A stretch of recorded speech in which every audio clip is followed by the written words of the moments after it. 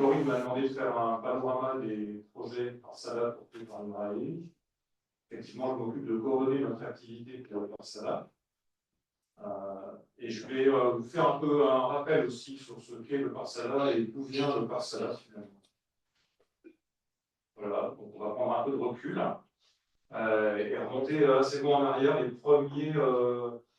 premières alertes en fait, sur les problèmes posés par les pesticides, ça remonte aux années 60, on connaît l'ouvrage de Raphaël Carson, mais aussi la candidature de René Dumont à l'élection présidentielle. En fait, quand on l'écoute aujourd'hui, quand on écoute ce qu'il disait à l'époque, c'est assez intéressant, on retrouve des choses qui nous préoccupent toujours actuellement. Donc il avait effectivement été précurseur.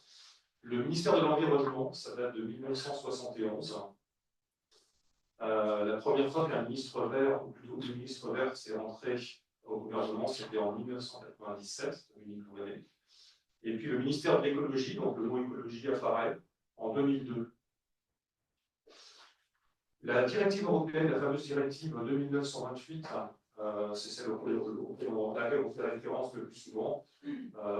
C'est la directive en fait, qui donne un cadre pour promouvoir la protection intégrée et qui commence à parler de réduction organisée de l'utilisation des pesticides et qui demande à chaque État de mettre en œuvre des plans d'action, date de 2009 bien sûr, et à peu près à la même époque, on avait le Grenelle de l'environnement fin 2007, et dans la foulée, justement, en réponse à la directive, le lancement du fameux plan Ecophyto. À l'époque, il s'appelait Ecophyto 2018, parce qu'il est lancé en 2008 en disant qu'il devait résoudre le problème. Mais voilà, toujours aujourd'hui, rassemblé ici, ça prouve qu'il n'a pas résolu le problème. Nous avons ensuite eu un plan Ecophyto 2, puis un plan Ecophyto 2+, et maintenant nous avons un plan Ecophyto 2030. Alors, on peut le voir sur un côté négatif, mais je vais faire une présentation très positive, au contraire.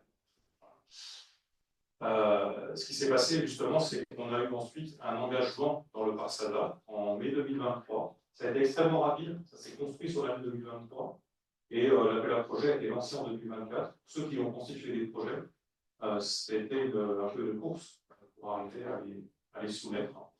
Et l'idée, c'est d'accélérer la recherche d'alternatives pour se préparer à la réduction des substances actives. Et je reviendrai sur ce mot de préparation et cet effet d'anticipation qui est la grande originalité du Parsada. Alors, je vous rappelle tout ça, en fait, c'est un peu à dessein, parce qu'en ce moment, il y a une tendance au pessimisme, à cause en particulier, voilà, la proposition de loi du plomb, la fameuse proposition de loi avec le retour possible d'un néonicotinoïde, l'acétamipride, etc. Donc, c'est le retour en arrière. Alors, moi, je suis optimiste, et je me dis que la tendance, voilà, cette courbe-là, elle est globalement croissante, même si par moment, ça diminue un petit peu. Donc moi, je veux penser qu'en ce moment, on est dans une petite décroissance, mais qui est conjoncturelle, qui est locale, et que globalement, et grâce au Parsada notamment, on va y revenir largement, on est quand même sur une dynamique globale à long terme de croissance. Quand je dis croissance, c'est positif. Voilà. Donc en matière d'utilisation de pesticides, ça devrait être décroissance. Alors pourquoi le plan Parsada? Là aussi, je reviens un petit peu en arrière avec une histoire de betterave que vous connaissez, on en a beaucoup parlé. En 2012, découvre les effets sublétaux des néonicotinoïdes sur les abeilles. Donc, c'est les collègues d'Avignon, notamment Michael Henry et puis également de Chizé, qui ont publié ça.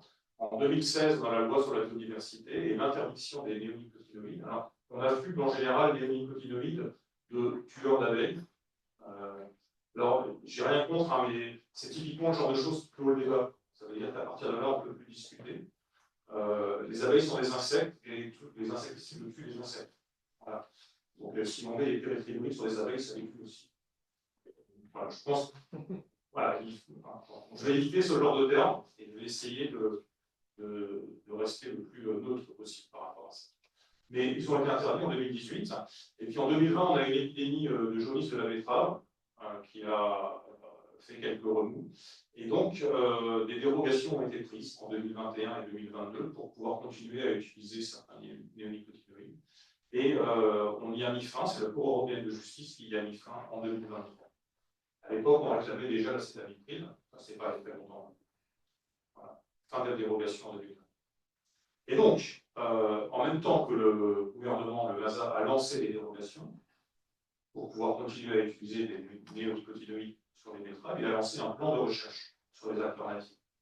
Donc, il y a toujours cette dualité, hein, ils essaient de faire bien, ils font des dérogations et en même temps, ils poussent à la recherche d'alternatives. Donc, plan de recherche national, le fameux PNRI, décidé en 2020 pour 3 ans, 2021, 2022, 2023, 7,2 millions. Et l'objectif, c'est de sélectionner et déployer des projets de recherche d'alternatives qui devront être opérationnels pour les semis de 2024. Alors, il n'y a pas eu beaucoup d'alternatives opérationnelles en 2024. Le truc, c'est que c'est un plan d'urgence et réagir en urgence à un problème aussi complexe et dire à une bande de chercheurs, je vous donne 7 millions, vous avez 3 ans pour résoudre le problème, on se revoit dans 3 ans et il n'y aura plus de difficultés sur la betterave, c'est totalement utopique, ça ne fonctionne pas comme ça en réalité. Fin 2023, décision de lancer un PNRI-C pour consolider un nouveau plan PNRI. Voilà. On repart pour un tour, pour 3 ans à nouveau, avec un peu moins d'argent, 3,6 millions d'euros. C'est un peu le reproche que je fais à ce genre de choses. Ce n'est pas des plans de recherche qu'il faut, parce que la recherche, comme vous le savez bien, ça n'a jamais de fin. Donc derrière un plan de recherche, il y a toujours un autre plan de recherche, parce qu'on trouve toujours des trucs, c'est jamais fini, etc. Ce qu'il faut inventer, c'est des plans de sortie. Il faut, si on veut vraiment sortir de ces produits, il faut inventer un plan de sortie, et c'est un peu autre chose. C'est plus de l'ingénierie que de la recherche, c'est plus de l'organisation que de la recherche, et je pense qu'on peut le faire. Et ce n'est pas tout à fait l'optique qui a été prise. Qu'est-ce qui s'est passé ensuite? L'histoire s'est répétée. Il faut savoir, il y a une régression générale. Il y avait une régression générale à ce moment-là des surfaces de colza en France. Donc, le colza, c'est une plante intéressante, ça rapporte pas mal, et puis c'est en termes de rotation, ça vient nous changer un peu du maïs. Mais les surfaces étaient en régression, parce que c'était un peu technique et difficile à cultiver pour plusieurs raisons, en particulier à cause des insectes. Et le Fosmet, un insecticide pivot en fait, pour cette culture, a été retiré fin 2022 sur décision européenne. Non-renouvellement de l'approbation, et pour des bonnes raisons, c'est une molécule toxique. Et là, on a inventé un nouveau plan, le plan de sortie du Fosmet, à nouveau en urgence, à nouveau sur 3 ans, en nous disant, vous allez vous organiser, et dans 3 ans, le problème sera résolu. Donc on est dans la 3e année là, et on a demandé des avenants pour en faire une 4e déjà. Il est pas mal. Je pense qu'on va apporter déjà des choses intéressantes, mais ça ne veut pas dire qu'on va remplacer le Fosmet. Et puis, voilà qu'arrive un plan cerise, parce que pareil, on a arrêté le diméthoate en 2016, la filière est en perdition, ça vient aller au niveau du hasard, il faut faire quelque chose, et donc on lance un plan cerise. Et à ce moment-là, parce qu'ils réfléchissent quand même beaucoup, nos collègues du ministère, ils se disent qu'on ne peut pas continuer comme ça, et voilà qu'on invente le Parsada. Le Parsada, c'est un plan qui vient non pas en réaction, mais en anticipation. Et ça, c'est vraiment une excellente chose. C'est-à-dire qu'on va identifier les molécules qui sont susceptibles d'être retirées dans les années à venir. On a identifié 75. En disant, c'est les spécialistes du Mazar. Et on va lancer un programme de recherche massif. Là, on ne parle plus de 3 ou 4 millions, on parle de 100 150 quasiment millions en 2024, pour proposer des alternatives. Et du coup, ce fameux plan cerise, et puis il y avait un plan châtaigne aussi qui était dans la foulée, ont intégré le Parsada. Et ils sont rentrés dans la logique Parsada. On est sorti de cette logique de réaction ou pas. Donc le Parsada, c'est un plan d'action stratégique pour l'anticipation du potentiel retraite européen en substances actives et pour le développement de techniques alternatives pour la protection des cultures. C'est un plan qui est, comme je vous le disais, il a été lancé en 2023. Il a été mis en place très rapidement. Si vous voyez, pour un plan de cette ampleur, en fait, et de quelque part, pour un sujet de cette complexité, la mise en place a pris moins d'1 an. Et les premiers projets ont été proposés au printemps ou à l'été 2024. Ça a été extrêmement rapide. Donc, c'est un plan qui fonctionne avec un comité interfilière. Donc, c'est un plan qui est basé sur une implication très forte des filières agricoles. Un comité interfilière qui rassemble les représentants de l'ensemble des filières et qui vient valider les plans d'action. Je vais vous dire ce que c'est un plan d'action, bien sûr. Ils ont défini des task force pour chaque filière, qui sont pilotées par l'IGF. Les task force, ce sont des groupes avec des représentants de l'ensemble des filières, y compris de la composante recherche. Et un travail important de cette task force, c'est d'effectuer un diagnostic sur un usage donné, effectuer un diagnostic exhaustif des connaissances, et à partir de ce diagnostic, de proposer un plan d'action. Donc un plan d'action, c'est l'ensemble des actions qu'on pourrait mettre en œuvre pour trouver des alternatives ou pour développer et implémenter des alternatives auprès des producteurs. Ça a vraiment une vocation très appliquée. La finalité est vraiment très appliquée. Et ce plan d'action est évidemment priorisé. Et tout le Parsada va être construit autour de ces plans d'action, sauf les projets recherche qui sont des projets transversaux que je vais expliquer. On a des cellules d'animation par filière, qui sont un peu les personnes pivots qui vont faire le lien entre tout le monde, un conseil scientifique qui est co-présidé par APTA et INRAE, et puis un comité de financement qui prend la décision finale de financer ou pas tel projet. Alors, les task force du plan, il y a 8, des grandes cultures, fruits et légumes, les plantes à part. Alors, il y en a des très grands, les grandes cultures, c'est à la fois le blé, la betterave, la pomme de terre, les cépoles, comme ça, enfin, voilà, les oléagineux, et les plantes aromatiques, c'est vraiment de la chimie, c'est tout petit. Mais l'idée, c'était vraiment de multiplier aucune filière. Et les regroupements ont été faits sur des bases logiques. La vigne, bien sûr, l'horticulture, semences, filière ultramarine et les productions biologiques. Et donc, ces task force sont composées de représentants des ITEA, des interprofessions, ministères et recherche également. Et ce sont ces task force qui définissent les plans d'action, donc qui définissent le cadrage des projets de Parsada et les priorités.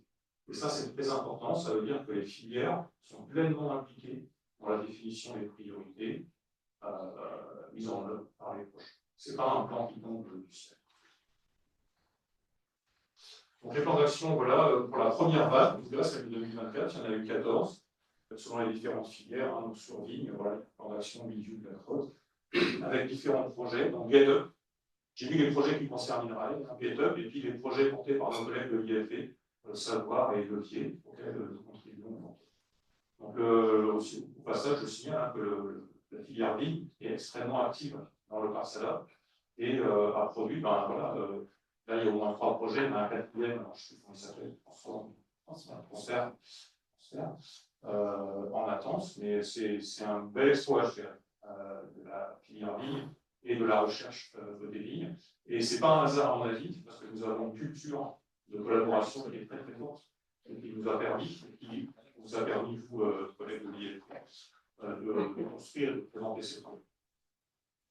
Voilà. Et nous avons également des projets transversaux. Alors, les projets transversaux, ce sont des projets, parce que nous, côté recherche, quand on nous a interpellés sur le Parsada, on s'est dit oui, c'est bien, mais enfin, répondre à 8 filières une par une sur un sujet donné, c'est extrêmement compliqué. Par exemple, si on parle de gestion des adventistes, on va faire 8 projets avec 8 filières différentes, sachant qu'on a en gros une grosse unité, puisque c'est un petit qui travaille sur le sujet, c'était juste pas possible. Donc, on a proposé la notion de projets transversaux à l'ensemble des transversions, qui sont des projets qui viennent plutôt en ressourcement, qui sont un tout petit peu avant, mais à vocation très finalisée. Et on a pour le moment 4, par défaut, sur l'écologie chimique et la gestion des insectes, Parade sur les adventices en grande culture, toutes les cultures justement, ASAP sur l'adaptation des résistances aux produits et aux techniques de protection des plantes, et Mobacrim sur la lutte pour la biologie. Et puis GetUp, donc il n'est pas pour les transversales, mais c'est un très beau projet quand même, qui est lié à une filière. Donc en 2024, il y a eu à peu près 136 lettres d'intention qui ont été déposées, et il y a 50 projets déposés. Alors, ils ne sont pas tous acceptés. Au moment où j'ai fait la diapo, là, où j'ai pris ça, il y avait 24 projets acceptés. Maintenant, je pense qu'il y en a un peu plus. On va arriver à une trentaine, je pense, maintenant. Et on a également du projet ciblé. Bon, je ne vais pas rentrer dans les détails.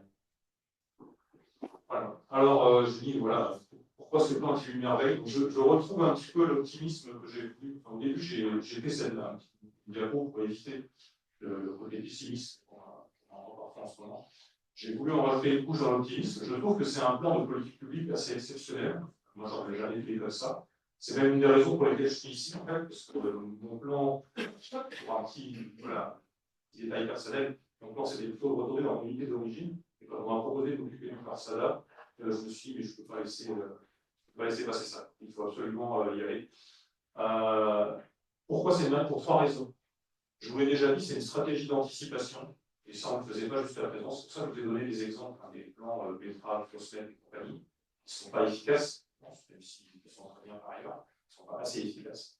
Donc on se prépare en amont, plutôt que de réagir en urgence, et on s'organise. On construit quelque chose. On prend le temps de le faire. C'est une stratégie co-construite avec les filières, et du coup qui embarque et qui implique les filières. Les priorités sont définies par les filières elles-mêmes. Ça, c'est très important, parce que ça les mobilise. On ne peut pas être dans la résistance au retrait des matières actives en vraiment ça à un moment donné. C'est un peu vicieux, mais c'est assez important.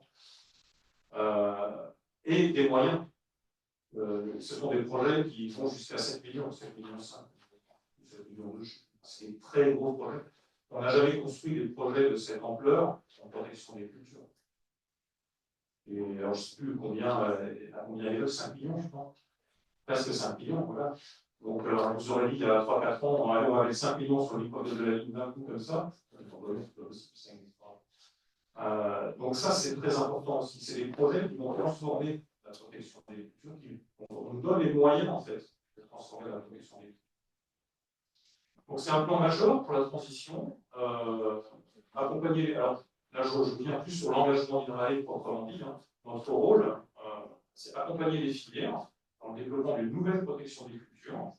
Encore une fois, je pense que ce plan a la capacité de changer les choses réellement.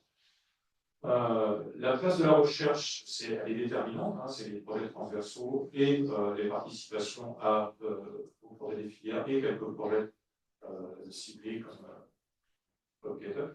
Mais évidemment, apporter un ressourcement scientifique et mobiliser les connaissances sur l'innovation. Et puis, ça nous engage à nous mobiliser pour produire alors des solutions, je n'aime pas trop le terme en ce moment, on l'utilise beaucoup trop, je pense, dans l'Institut, mais voilà, apporter des choses qui vont fonctionner dans les filières. Donc, ce que j'ai mis en vert, là, c'est les fameux plans d'action par filière. Et donc, comme je vous disais, nos projets, enfin les projets de conversion en tout cas, eh ben, ils sont conversions par définition à l'ensemble de ces plans d'action. Et on en a 4, donc Paradar, Dépôt, Molapil et NASA. Et on a ce fameux projet GitHub qui est ici, sur la filière en ligne, et qui vient jouer son rôle à ce moment-là. Il y a eu beaucoup de discussions au niveau du NASA sur ce projet qui est un peu amont, puis microbiote, ça marche pas, etc. Et on a réussi à les convaincre. On leur a dit si vous prenez un projet sur microbiote, prenez celui-là. Ça fait une très belle preuve de concept, et puis on en reparle en classe. Et ils ont acheté. Voilà, ok. Bon, je ne vous rappelle pas ce que sont les globalismes des cultures, hein, ça c'était pour ça on a la culture. Par contre, voilà, donc il y a les maladies parasites, il y a les insectes, il y a les adventices, par exemple, ça par cœur. Et il y a les leviers de protection, les moyens de lutte, etc. qu'on peut mettre autour de ça, les contrôles, la résistance génétique, la prophylaxie, la lutte bio, etc. C'est pareil, vous connaissez ça par cœur, je n'insiste pas. Ce qui est important, c'est ça. On a positionné là-dessus l'ensemble des projets du Parsada, en tout cas qui nous concernent, nous. Donc, vous retrouvez GitHub, bien sûr, sur les maladies, là, puis les projets auxquels on participe, hein, levier, savoir, par ici, etc. On essaie de couvrir, en fait, l'entièreté des leviers autour de la protection des plantes. Il y a des projets qu'on espère lancer, alors il y en a un qu'on espère lancer cette année, c'est Métacer sur les plantes de service. Il nous faut un gros projet sur plantes de service, peut-être accolade également, sur pratique et paysage, etc., etc. Il y a encore quelques trous dans la raquette, mais on espère y arriver d'ici un an. Voilà, essayer de couvrir au maximum. On est impliqué dans 18 projets, côté INRAE, 7 comme porteurs et 11 comme partenaires. Donc c'est une très très belle mobilisation de notre institut. 25 unités de recherche, 18 expérimentales, l'équivalent de 218 années de chercheurs. Donc c'est quand même une très très grosse mobilisation. Et si vous comptez les salaires qu'il y a derrière, ça fait un gros paquet aussi. On nous donne beaucoup, mais aussi on mobilise beaucoup. Et puis 369 années de personnel temporaire pour nous soutenir et nous aider. Alors, le Parsada, au-delà de la recherche proprement dite, vous voyez qu'il y a beaucoup de projets et il va y avoir un enjeu énorme d'articulation entre tous ces projets, d'articulation, de dialogue entre tous ces projets. Et je dirais qu'à ce jour, personne n'a encore vraiment le mode d'emploi. Il va falloir, et c'est un peu comme le Parsada, quand on a commencé, il n'y avait pas de mode d'emploi, tout a été inventé quasiment au fur et à mesure. Donc là, ça va être un peu pareil. Mais voilà, c'est aussi un lieu d'échange qui va nous permettre de faire ça. Déjà par les séminaires, on a fait un séminaire, alors je ne sais plus si vous étiez, on a fait un séminaire il n'y a pas très longtemps sur l'impact, comment optimiser l'impact, comment réaliser non pas le transfert, mais plutôt l'appropriation de l'innovation par les producteurs. Ça a été un gros succès. Alors, on n'a pas pu accueillir tout le monde, mais on va essayer de le refaire. C'est très important. Hein, c'est un peu un point faible, on va dire, hein, de l'ensemble des projets du Parsada, quand on les regarde de près.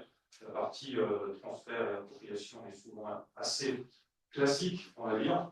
Et il y a beaucoup de choses à faire autour de ça. Il faut absolument que ces projets aient un impact jusqu'à l'agriculteur, jusqu'au producteur. Donc, l'animation, on va travailler, je pense, de plus en plus sur les animations interprojets. Toutes celles qu'on a fait jusqu'à présent ont plutôt bien marché. On parle, alors, les connaissances, la recherche des réponses sur les connaissances, ça c'est notre pain quotidien. Hein. Et ça, c'est ce qu'on connaît bien, les PPR, les PEPR, les ANR, toute la recherche d'amont, en fait, les programmes, etc. Les gens connaissent en interne. C'est un peu le cœur de métier de la recherche, quoi. Et il faut qu'on arrive à passer de là aux solutions pour les producteurs. Le Parsada, pour moi, voilà, vous avez le chemin voilà, éco-phyto, canal historique, on va dire, ici, avec le CASDA, parce que le Parsada, c'est le volet 1 du plan éco-phyto. Alors, ça trace le reste, forcément. Éco-phyto, canal historique. Le Parsada, il est ici, en fait, quelque part, les projets transversaux, et ils sont connectés au projet des filières. Enfin, il faut qu'ils soient connectés au projet des filières. On va avoir, par exemple, un projet sur la gestion des adventistes. Il y a 5 ou 6 projets dans les filières sur la gestion des adventistes. Il va falloir que ces 7 ou 8 projets se parlent et discutent ensemble, et dialoguent ensemble. C'est une nécessité, en fait, si on veut arriver via ensuite d'autres appels à projets comme le TRAM, par exemple, qui vise la massification des pratiques. Si on veut arriver non seulement à ce que ces solutions soient appropriables, mais se diffusent de manière massive en agriculture. Et donc ça, c'est pas encore vraiment pensé, cette connexion entre les projets, que ce soit sur insectes, sur l'adventisme, sur maladies, etc. Et ça va être un travail qu'on va devoir engager maintenant très rapidement dans le cadre du Parsada, et je vous remercie.